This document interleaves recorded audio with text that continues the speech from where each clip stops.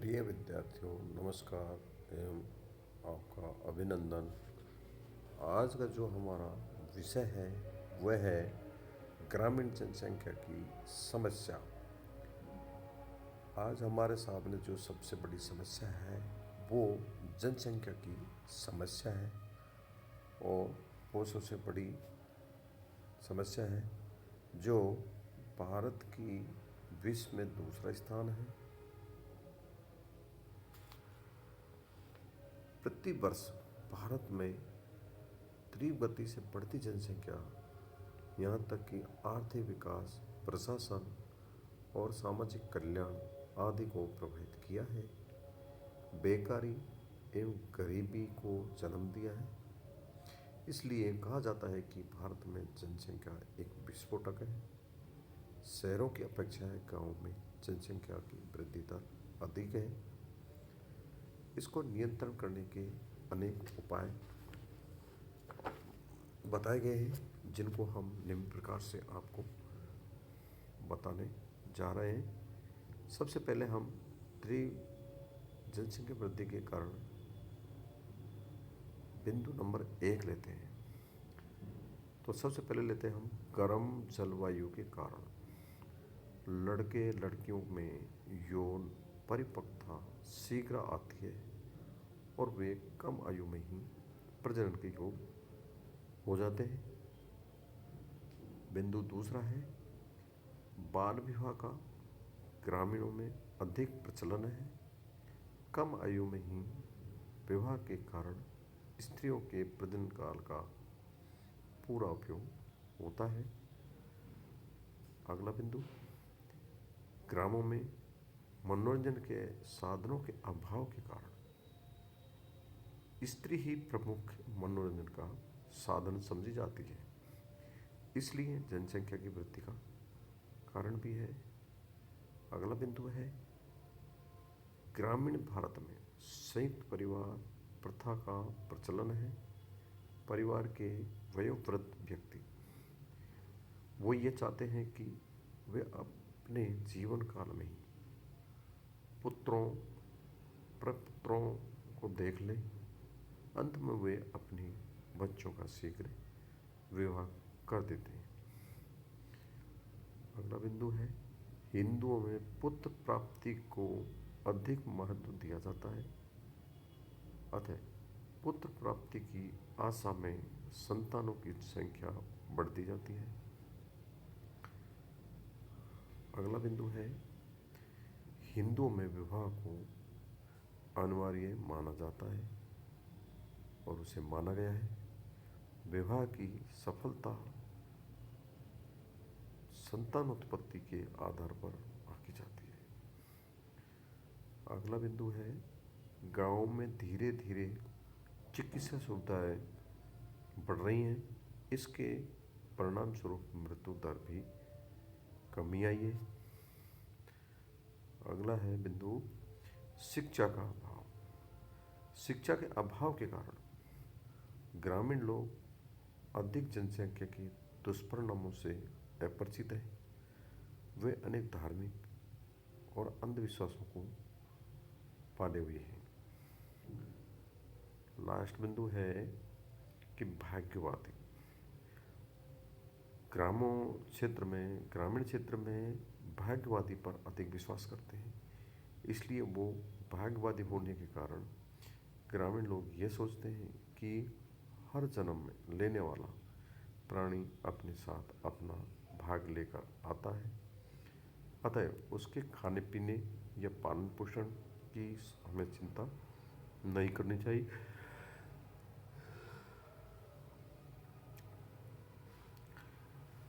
ग्रामीण जनसंख्या की समस्या को हल करने के उपाय भी आपको हम बताने जा रहे हैं। तो उपाय क्या क्या हैं उनका हम विस्तार से आपको बताते हैं। भारत में जनसंख्या वृद्धि के अनेक सामाजिक, आर्थिक, राजनीतिक समस्याओं की जन्म दिया है। आवश्यकता इस बात की है कि बढ़ती जनसंख्या को समय रहते नियंत्रण या जाना चाहिए, अन्यथा इसका दुष्परिणाम भुगतेंगे। जनसंख्या नियंत्रण के लिए हम निम्न उपाय बताते हैं। बिंदु नंबर 1, बाल विवाह पर रोक होनी चाहिए। विवाह की उम्र अधिक वृद्धि की जाए। अगला बिंदु, गांव में अधिकाधिक शिक्षा का प्रसार किया जाना चाहिए ताकि ग्रामवासी स्वयं ही अधिक जनसंख्या में 200 से परिचित हो सके। अगला बिंदु, गर्भपात की छूट दी जानी चाहिए जिससे अवांछित बच्चों को जन्म देने से रोका जा सके। अगला बिंदु, आत्म संयम को बढ़ावा दिया जाना चाहिए।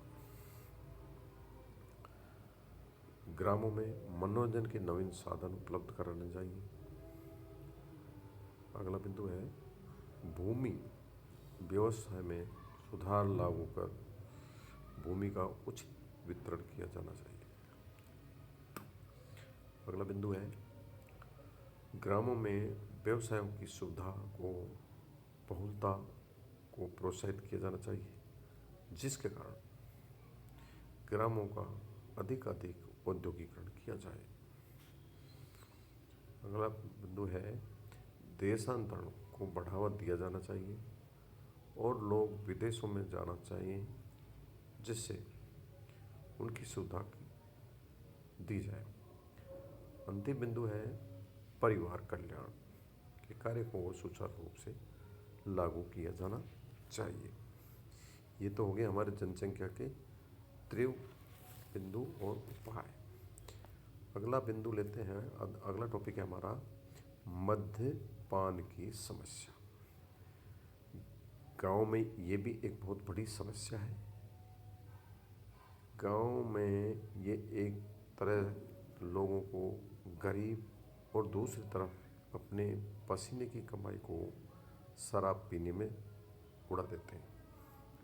शराब जब कभी उत्सव त्योहारों अवसरों पर या स्वास्थ्य लाभ की दृष्टि से भी पी जाती है तब तक तो उचित मानी जा सकती है, किंतु जब एक व्यक्ति आदतन का रूप लेकर शराब पीने लग जाता है और वह अपने धन की बर्बादी करने लग जाता है तो वह एक बुराई का रूप धारण कर लेती है।